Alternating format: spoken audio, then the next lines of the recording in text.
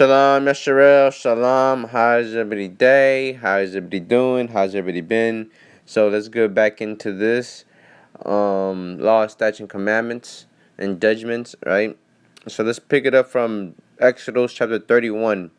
So from Exodus chapter 25 to chapter 30, it goes into basically forging, building, making garments, um, making tabernacle, right, and sacrificing and praising the Most High.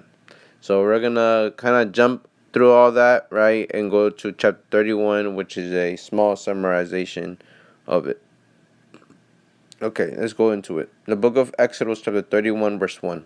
And Yahweh spake unto Mashah, saying, See, I have called by name Bezalel, the son of Uri, the son of Hur, of the tribe of Judah, and I have filled them with the spirit of Allahim in wisdom and in understanding and in knowledge and in all manner of workmanship, to devise cunning works, to work in gold and in silver and in brass, and in cutting of stones, to set them, in carving of timber, to work in all manner of workmanship. And I beheld, I have given with him Eliab, the son of Hamiashak, of the tribe of Dan, in the hearts of all that are wise hearted. I have put wisdom that they make all that I have commanded thee. So these two, right, the man from tribe of Judah, right, Biziel, and from another one from the tribe of Dan, right, trying to get his name, Salak. Holiab, right? So these two right here are the ones to forge these things, or to make these things, whatever the Most High commanded them to make, from the tabernacle to the mercy seat to the Ark of the Covenant, all those things. Verse 7, the tabernacle of the congregation, and the Ark of the testimony, and the mercy seat that is thereupon, and all the furniture of the tabernacle, and the table and his furniture, and the pure candlestick with all his furniture, and the altar of incense, and the altar of burnt offering with all his furniture, and the laver and his foot, and the clothes of service, and the holy garments of Aaron the priest, and the garments of his sons to minister in the priest's office, and the anointing oil and sweet essence of the holy place, according to all that I have commanded thee shall they do. And the Lord spake unto Moses, saying, Speak thou also unto the children of Yisrael, saying, Verily my Sabbaths he shall keep, for it is a sign between me and you throughout your generation, that you may know that I am the Lord that does sanctify you.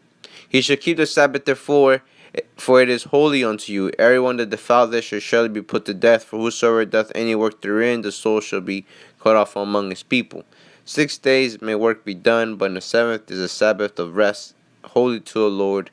Whosoever doth any work in the Sabbath day, he shall surely be put to death. Wherefore the children of Yisrael shall keep the Sabbath to observe the Sabbath throughout their generations, for a perpetual covenant. It is a sign between me and the children of Yisrael forever. For in 6 days Yahweh made heaven and earth, and the seventh day he rested and he was refreshed. And he gave unto Moses, when he had made an end of communing with him upon Mount Sinai, 2 tables of testimony, tables of stone, written with the finger of Allahim. So over here you have the 2 tables of stones given to Mashah, given to Moses, right? And also to keep the Sabbath day holy, right? Just like on Exodus chapter 20, verse 8 explains it to you, right? But he says no manner of work, right? So let's go into the book of Nehemiah real quick, for he gives an example of these things. The book of Nehemiah, chapter 13, right? And we're going to read through 15. And in those days saw I in Judah some treading wine presses on the Sabbath, and bringing in sheaves and lading asses, and also wine grapes and figs, and all manner of burden which they brought into Jerusalem on the Sabbath day. And I testified against them in the day when they sold victuals. So these guys are doing hard labor work, right? Bringing in, turning the wine press, bringing in asses, donkeys, also trading the wine, right? And all these things of selling and buying as well, because they sold victuals. Verse 16, there dwelt men of Tyre also therein, which brought fish, and all manner of ware, and sold on the Sabbath unto the children of Judah and in Jerusalem. So also there was Tyre, right? They brought fish and they were selling stuff as well. So all this was polluting the Shabbat, right? Verse 17, then I contended with the nobles of Judah and said unto them, what evil thing is this that he do and profane the Sabbath day? Did not your fathers thus, and did not our Elohim bring all this evil upon us and upon this city? Yet he bring more wrath upon Yasharel by profaning the Sabbath. So it was known for us to keep the Sabbath holy, or else, you know what I'm saying, evil things was going to happen to us, right? Them curses, right? Verse 19, and it came to pass that when the gates of Jerusalem began to be dark before the Sabbath, I commanded the gates should be shut and charged, that they should not be opened till after the Sabbath. And some of my servants set I at the gates, that there should no burden be brought in on the Sabbath day. So that burden was what? Selling, buying, working, right? Those things. You're not supposed to do that on the Shabbat day, right? Verse 20. So the merchants and sellers of all kind of ware lodged without Jerusalem once or twice. Then I testified against them and said unto them, why lodge ye about the wall? If you do so again, I will lay hands on you. From that time forth came they no more on the Sabbath. Right? So there you have it. You know, perfect example of what not to do on the Shabbat, which is working, buying, selling, right? All those things, right? Because it profanes the Sabbath. It just pollutes it. Alright, let's go to the book of Isaiah, chapter 56. Right, Isaiah chapter 56, verse 2. Verse 2. Isaiah chapter 56, verse 2. Blessed is the man that doth this, and the son of man that layeth hold on it, that keepeth the Sabbath from polluting it, and keeping his hand from doing any evil. So, just keepeth his hand from doing any evil, you know what I'm saying? Just try to do that, Try to do that. Isaiah 58, verse 13. Right? Isaiah 58, verse 13.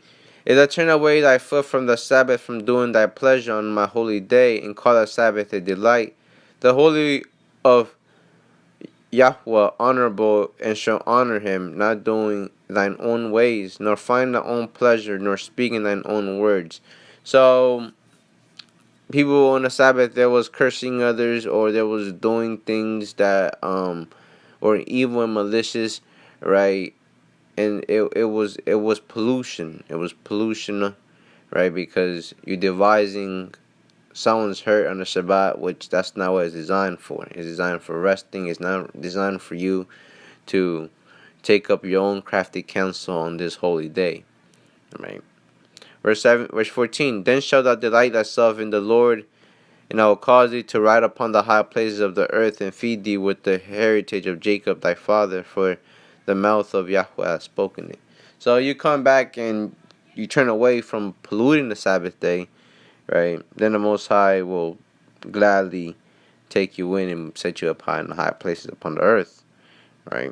The book of Leviticus, chapter 23, verse 24.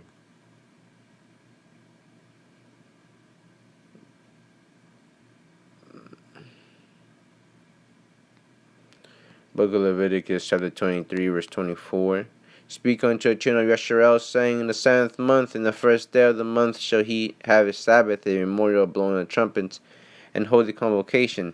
So, this just goes to show you that it's a holy convocation on the Shabbat, right? Meaning, try to gather with those who are on the same page as you in worshiping Christ on the Sabbath day, or worshiping God the Father, right? But you can't get to the Father without the Son. So with that, Yasharel, and to those out there who love and seek righteousness and seek Christ, right? Peace and blessings to you guys. Shalom.